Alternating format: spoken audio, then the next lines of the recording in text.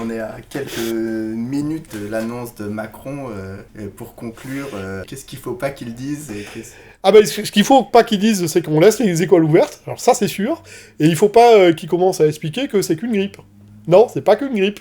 Non, il va falloir faire attention, il va falloir que le pays se prépare, il va falloir que les gens se disent, voilà, il y a quelque chose de grave qui arrive, même si c'est déplaisant de se retrouver enfermés, même si les gens ont des contentieux avec ce gouvernement, il va falloir effectivement qu'ils acceptent des mesures de quarantaine, simplement parce que la question qu'il faut, c'est maintenir en vie des vieillards, des gens qui sont malades, des gens qui ont du diabète, des gens qui sont obèses, des gens qui sont âgés, des gens qui sont des mendiants et qui sont pas en bonne santé de manière générale. Voilà, c'est pour ces gens-là qu'il faut faire les choses, c'est pas pour ce gouvernement de merde qu'il faut dégager après. Jeudi 12 mars 2020, 18h, soit 2 heures avant l'intervention d'Emmanuel Macron concernant le coronavirus. J'ai donné rendez-vous à Monsieur Georges, une connaissance avec qui je discute de temps en temps. Il est agrégé de physique, curieux et pédagogue. Il utilise plusieurs grilles d'analyse quand il parle d'un sujet, politique, géopolitique, historique. Et il a un point de vue que je trouve particulièrement pertinent sur le Covid-19, ayant en plus des accointances intimes avec la Chine. Après une conversation assez longue, j'ai décidé de mettre différentes séquences les unes à la suite des autres. Merci à JP Anac pour la musique et la Cérus pour le visuel. D'ici la mise en ligne de ce podcast, beaucoup de choses auront changé. Allez, c'est parti. Alors, donc le coronavirus, c'est une catégorie de virus qui est connue, hein, c'est pas un truc nouveau particulièrement, et qui a commencé à être étudié, qui était responsable de maladies pulmonaires. Cette espèce-là est apparue en Chine, a été identifiée en Chine, dans une grande ville qui s'appelle Wuhan, qui est au centre de la Chine. C'est une ville où il y a à peu près 11 millions d'habitants, c'est une ville riche. C'est dans une province qui s'appelle Hubei. Hubei, c'est au centre de la Chine. Wuhan, c'est une ville assez intéressante parce que c'est une ville sur laquelle la première révolution chinoise, en 1911, est partie. Il y a un arsenal militaire important. Il y a des liens avec la France. Et notamment, il y a un institut Pasteur qui a été créé laboratoire là-bas. P4 créé avec Pasteur, chinois, précisément. Si je me souviens bien. Et donc, ce centre est chargé d'étudier ce type de maladies émergentes parce qu'ils ont pas mal de... En fait, c'est des maladies qui semblent être présentes dans pas mal d'espèces, par exemple, de chauves-souris, de pangolins et de bestioles de ce genre. On avait identifié des variétés de virus de cette espèce qui avaient déjà provoqué des maladies, notamment le SRAS. Le SRAS, c'est un syndrome du même genre qui avait commencé à se répandre dans les années 2000 en Chine, 2003-2005, si je me souviens bien, j'ai plus les dates très précises en tête, qui était assez mortel. Il y avait déjà eu un début d'épidémie en Chine qui avait été caché par le Parti communiste chinois. Puis, devant l'incapacité à gérer la situation, ils avaient signalé à l'OMS, et l'OMS s'en était emparé, et ils avaient réussi à stopper l'épidémie à ce moment-là, au moment où ça avait commencé à devenir connu. Alors, cette maladie-là est émergente, et elle a un taux de mortalité qui est beaucoup plus petit que le SRAS, parce que le SRAS, c'était aux alentours de 7, 8, 10%. Là, c'est moins, c'est 1 à 3%, mais c'est beaucoup plus gros que les grippes. Et c'est pour ça que la comparaison avec la grippe saisonnière est une erreur sans nom. La mortalité directe d'une grippe saisonnière, c'est 0,01%.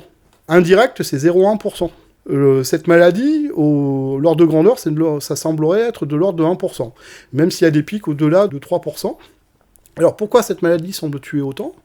Le problème, c'est qu'elle est extrêmement contagieuse. Chaque personne peut contaminer au minimum 2 personnes, en moyenne.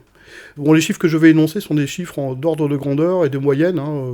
Il faut bien avoir conscience que, notamment ce facteur R, vous verrez partout, c'est un nombre qui résulte de moyenne et qui résulte évidemment d'un équilibre social en fait, parce que ça dépend des conditions dans lesquelles vous êtes, ça dépend de la société dans laquelle vous êtes, ça dépend du degré d'hygiène dans lequel vous êtes, donc ça va dépendre beaucoup du pays et des infrastructures sanitaires du pays et des règles culturelles du pays. Pour avoir en tête ce qui se passe, par exemple en France, là actuellement, tous les 8 jours, le nombre de personnes contaminées est multiplié par 10. Pour en revenir à la situation chinoise, donc, ce virus s'est propagé en décembre à Wuhan, et il a très rapidement contaminé beaucoup de gens. Les médecins chinois se sont rendus compte qu'il y avait une pneumopathie bizarre qui était en train de se répandre. Cette maladie, dans 80% des cas, est assez bénigne, mais dans 20%, elle vous envoie à l'hosto. Et quand vous êtes à l'hôpital, dans plus de 15% des cas, quasiment, vous finissez dans les services d'urgence. Et dans 5% des cas, vous allez dans le service vraiment les derniers avant la mort, quoi. Donc, grosso modo, en Chine, ça a rapidement débordé le système de santé de Wuhan, et le Parti communiste a menti, a expliqué qu'il n'y avait pas de nouvelles maladies qui se répandaient, que c'était faux, et donc pendant 3 semaines, ils ont caché ce qui se passait. Donc rapidement, la maladie s'est tellement répandue que le service de santé de Wuhan se sont effondrés. On est arrivé à des taux de mortalité de l'ordre de 5%. Donc on est au-delà des grippes saisonnières, qui étaient, comme je le disais, de 0,01%. Donc ça veut dire que c'est 500 fois plus qu'une grippe saisonnière. Alors, le taux de mortalité aussi monstrueux vient du fait que, en fait, la maladie oblige à utiliser énormément de moyens pour maintenir en vie les gens, et pour les ramener du côté de la vie, en quelque sorte. En fait, grosso modo, les gens sont obligés de faire du triage. C'est-à-dire que les gens âgés, ils les laissent mourir, les gens qui ont des pathologies sévères, des cancers, des choses comme ça, ils les laissent mourir, les gens qui ont des diabètes très forts, ils les laissent mourir. Bref, ça provoque une énorme surmortalité, et même sur des pathologies qui sont différentes. Il faut savoir qu'en Chine, on n'est pas enterré. Il y a trop de monde, et donc il n'y a pas de cimetière. Donc il y a des fours crématoires. Donc à Wuhan, les fours crématoires ont tourné 7 jours sur 7 pendant un mois, à tel point qu'il a fallu faire venir des unités spéciales de crémation mobiles pour vider, en fait, les gens. Il y a une très grande écrivain chinoise, Yang Yang, qui a fait un texte décrivant ce qui se passait, et qui a été traduit dans Le Monde, qui décrit, en fait, la situation où on voit des scènes moyenâgeuses de peste avec des cadavres qui sont empilés sur des charrettes, et ainsi de suite, quoi. Pourquoi il y a eu 3 semaines de retard en Chine ? Alors, il s'est passé un truc terrible qui a été annoncé, qui résulte d'une enquête de Caixin. Caixin, c'est un grand journal chinois, c'est l'équivalent du Financial Times pour la Chine, qui est un grand journal libéral, donc avec peut-être un biais anti-parti communiste, mais qui est chinois, donc qui est au sein du pays. Et les journalistes de ce journal sont très courageux, parce qu'ils poussent littéralement leurs enquêtes aux limites de ce qui est possible avec la censure chinoise.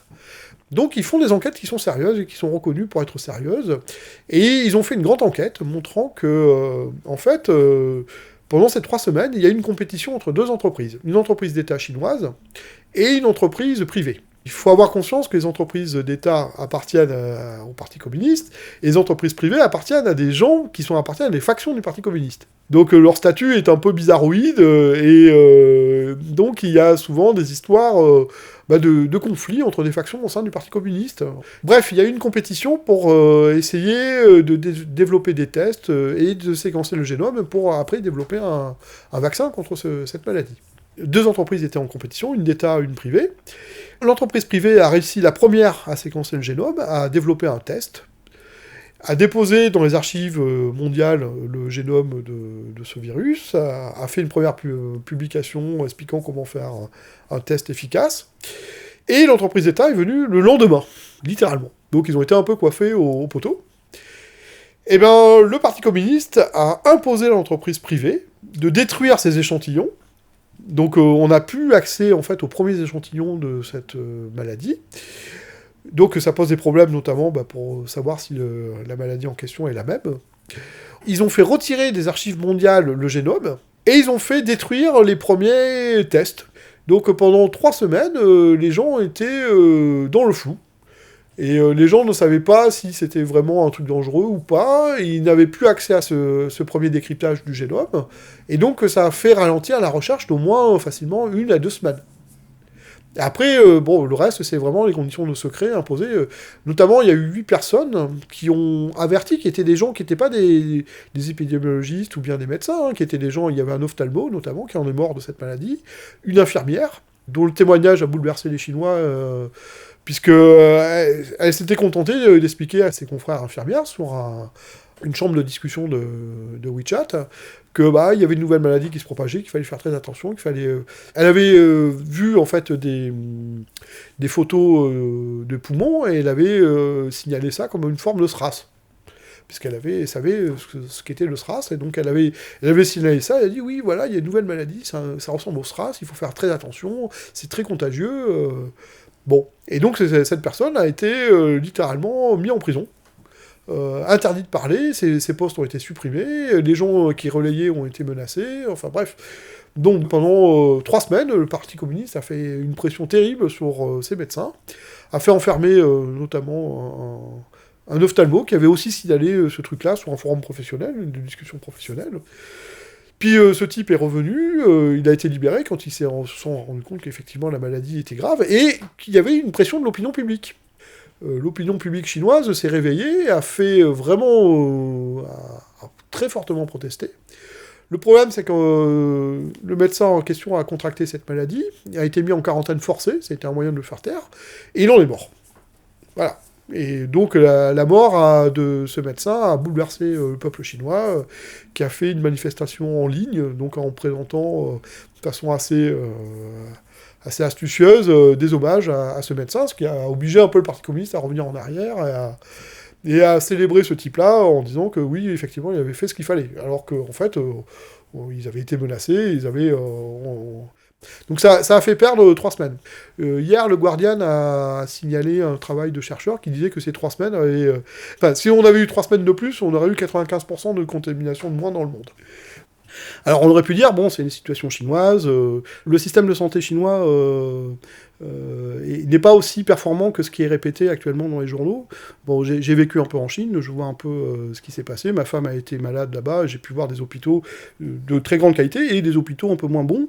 Votre femme est chinoise. Ma femme est chinoise, voilà. Et c'est pour ça que c'est une des raisons pour lesquelles ça fait 2 mois que je suis l'histoire, parce que elle a de la famille qui est là-bas, qui est en quarantaine. Ils sont pas à Wuhan, ils sont dans une autre ville du Sichuan. Même dans cette région-là, ils ont maintenu des mesures de quarantaine exceptionnelles.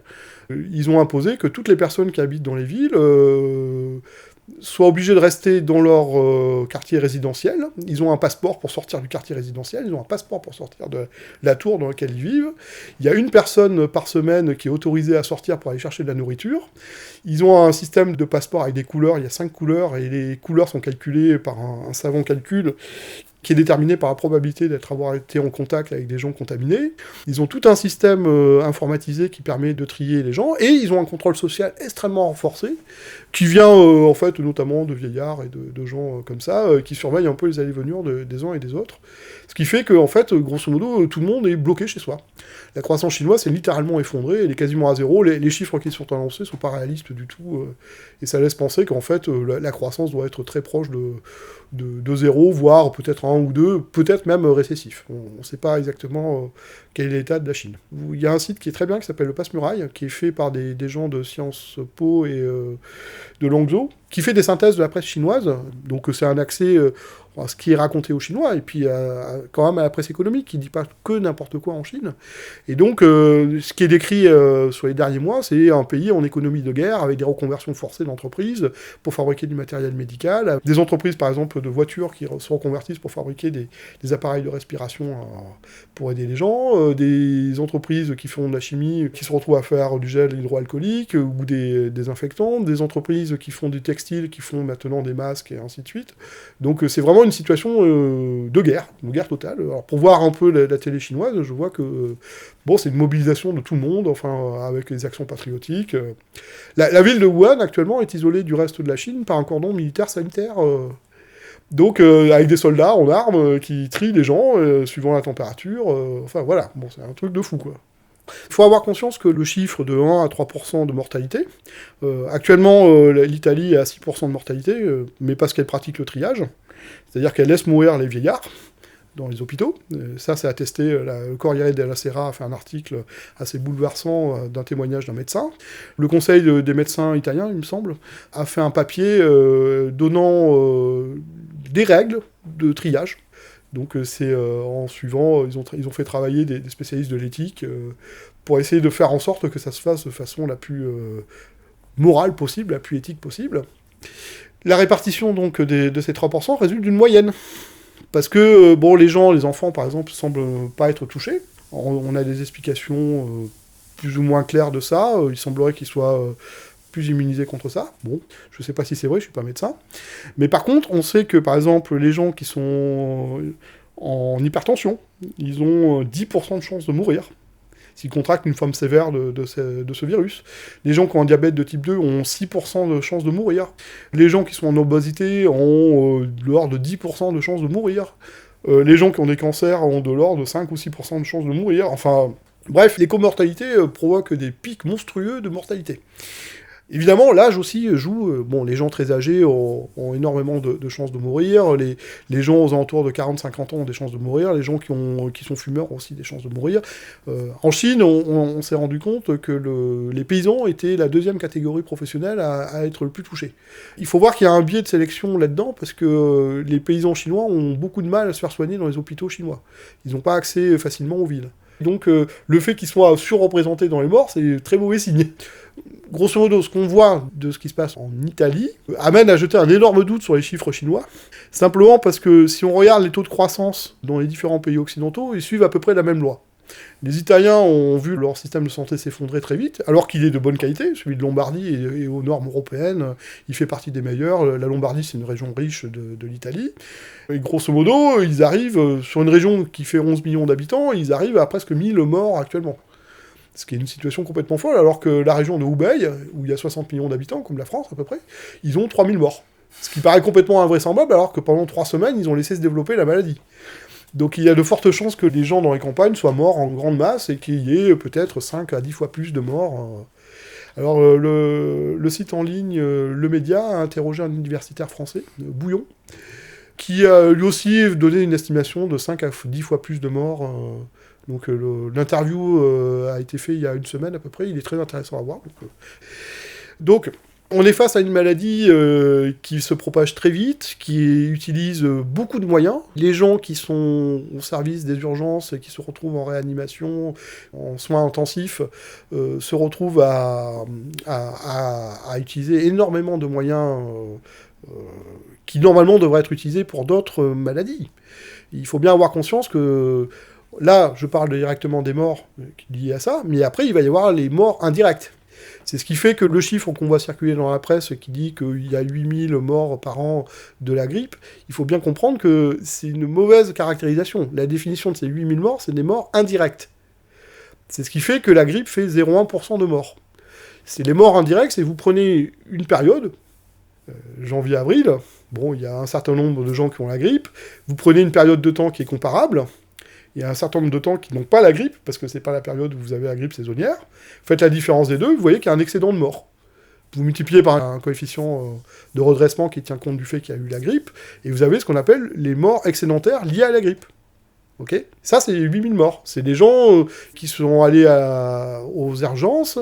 Les urgences sont saturées parce qu'il y a des vieillards qui ont la grippe, et puis on leur dit votre examen, on le fera plus tard, et puis manque de bol, ils sont morts le lendemain. Voilà. Ils sont morts à cause de la grippe, parce que le lit qu'ils auraient dû occuper, il a été pris par quelqu'un, un vieillard qui avait la grippe. Donc c'est un mort de plus. Donc là, pour l'instant, on parle pas de ça. Voilà. Ça va venir, bientôt. Si on commence à raisonner comme ça, il y a un Belge dans la Libre Belgique, le journal, équivalent du Monde en Belgique, qui a fait un calcul de l'ordre de grandeur, et qui commence à estimer des chiffres en x10, quoi. C'est-à-dire... normalement, là, on a eu la canicule, on a eu 20 000 morts, si on multiplie par 10, ça fait 200 000 morts excédentaires. Après, il ne faut pas s'affoler plus que nécessaire. C'est des ordres de grandeur qui ne sont peut-être pas atteints si on fait les choses. Et faire les choses, les mesures que demande l'OMS, c'est... D'abord, il y a des mesures structurelles, non médicales, qui consistent à fermer les écoles. Pourquoi ? Parce que fermer les écoles, ça permet d'empêcher les contacts sociaux des adultes. La raison, c'est pas les enfants, parce que les enfants, ils peuvent peut-être être porteurs sains, on n'en est pas tout à fait sûr. Il y a des papiers qui sont des préprints, qui sont pas encore passés par les étapes de vérification universitaire, mais qui laissent penser qu'ils peuvent être porteurs sains. Mais c'est pas encore sûr. Mais c'est surtout que, quand on va dans les écoles, les parents rencontrent d'autres parents. Et donc, ils sont mis en contact. La maladie, il lui semble qu'il faille 10 minutes pour passer d'une personne à une autre. Et elle passe par l'intermédiaire des postillons, elle passe par l'intermédiaire des éternuements, enfin des micro-gouttelettes qu'on projette à ce moment-là. En 10 minutes, la maladie peut vous contaminer. Donc vous pouvez être un porteur, et puis vous pouvez propager le truc. Si on ferme les écoles, même dans les régions qui ne sont pas contaminées, c'est-à-dire le contraire de ce que demande le gouvernement, ça permet de limiter le regroupement des gens, ça permet de limiter les contacts sociaux, et donc il y a moins de gens en circulation dans les rues. Donc il y a moins de probabilité de contact, donc il y a moins de probabilité d'interaction sociale, il y a moins de probabilité de contamination. Donc l'idée, c'est de faire diminuer, en dessous d'un certain seuil, de propagation de cette maladie. On a des stratégies qu'on a pu tester. La stratégie chinoise de mise en quarantaine systématique marche. Il y a une stratégie à Taïwan qui consiste à faire des quarantaines individuelles très vite, tester énormément de gens très très vite, d'identifier les gens qui sont porteurs de la maladie, les mettre de côté et de faire en sorte qu'ils ne propagent pas la maladie, marche. Taïwan n'a quasiment pas de morts. Elle a très peu de gens qui sont contaminés alors qu'ils sont littéralement à côté de la Chine. L'une des raisons qui a permis à Taïwan de faire ça, c'est que en fait, Taïwan n'est pas dans l'OMS. Taïwan n'étant pas dans l'OMS, parce que n'étant pas reconnu comme un pays à part entière, en fait, elle a moins d'informations que les autres. Donc les gens de Taïwan sont obligés d'être beaucoup plus soucieux que les autres des conditions sanitaires qu'ils voient de l'autre côté du détroit. Et dès que les cadres des entreprises, dès que les dirigeants ont appris qu'il y avait une nouvelle maladie qui était en train de se répandre, Et ils l'ont appris assez vite, parce qu'ils avaient des usines dans le coin. Ils ont dit, ok, on fait des quarantaines, on fait des tests, on met au point les trucs. Donc très rapidement, ils ont fait ce qu'il fallait, et ils ont empêché la propagation de la maladie. Taïwan a eu une attitude particulièrement exemplaire, à essayer de faire en sorte de léser le moins les gens, une vraie attitude démocratique, et à essayer de limiter le caractère forcé des quarantaines. L'État de Taïwan qui prend en charge la quarantaine, c'est l'État de Taïwan qui paie la nourriture des gens, et les loyers. Et c'est là qu'on voit le problème de l'OMS, c'est que l'OMS, en fait, dépend beaucoup de la Chine. La Chine est devenue un très gros contributeur au budget de l'OMS. La Chine essaie de faire partie des institutions internationales, et donc elle a participé à l'élection de l'ancien directeur de l'OMS. Elle a fait littéralement cet ancien directeur en jouant sur les votes des pays d'Afrique, notamment, pour lequel elle est une sorte de... Elle fournit beaucoup de fric. Et le patron actuel de l'OMS est un Éthiopien. L'Éthiopie, c'est le premier pays d'Afrique pour l'investissement direct à l'étranger de la Chine. Bon, c'est un haut fonctionnaire international, donc il est censé être indépendant, mais enfin, il n'est pas impossible que le gouvernement éthiopien ait fait pression sur lui, et que la pression vienne de la Chine. Parce qu'ils ont mis beaucoup de temps à déclarer que c'était une pandémie, ils ont mis beaucoup de temps à reconnaître que la maladie était dangereuse, et qu'il y avait un problème associé à cette maladie. Donc, ceci étant dit, on voit qu'on a un problème sanitaire grave qui est devant nous, qui va peut-être nécessiter de fermer les écoles, de provoquer des quarantaines de villes entières, parce que c'est une stratégie qui marche. Et le grand problème, c'est que le gouvernement français n'a rien fait. Il n'a strictement rien fait. Il ne fait une politique de test qui est ridicule par rapport aux autres pays. L'Italie a commencé à faire rapidement des tests, a mis rapidement des quarantaines, et elle est submergée par la maladie. Le ministre Blanquer de l'Éducation explique qu'il ne veut pas fermer les écoles, il veut les fermer uniquement dans les endroits où c'est contaminé, ce qui est ridicule.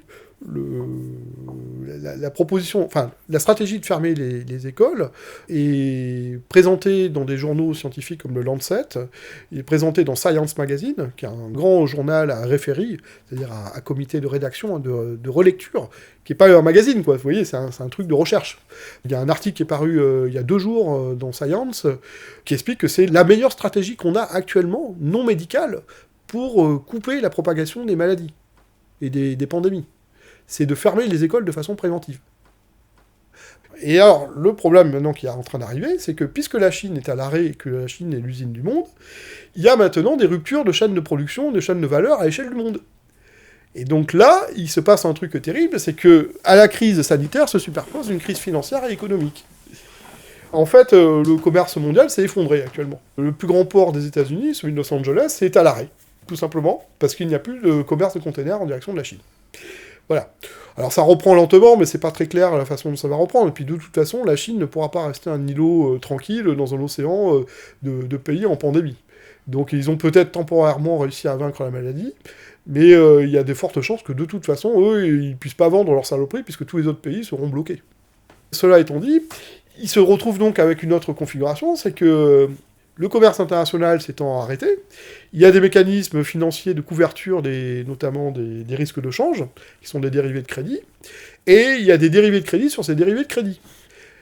Ces dérivés de crédit de couverture de change se sont effondrés, puisque voilà, le commerce mondial s'est effondré, donc ça fonctionne plus, donc les banques sont fragilisées par ça, et les dérivés de crédit spéculatifs, eux, viennent de s'effondrer.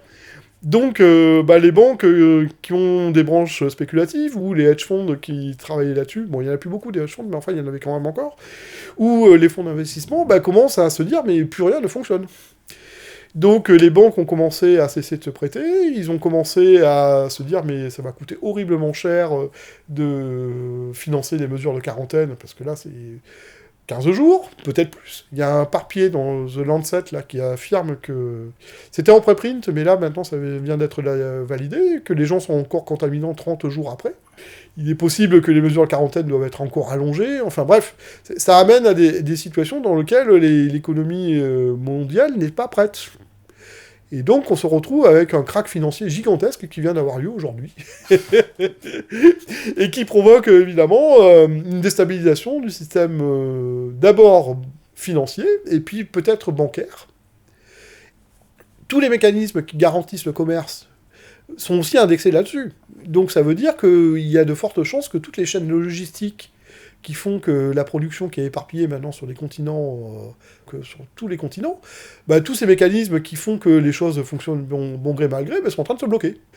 Et donc, le commerce est en train de replonger et de se effondrer. Donc là, il est possible qu'il y ait une deuxième vague qui arrive, qui vienne cette fois-ci de l'effondrement financier et économique.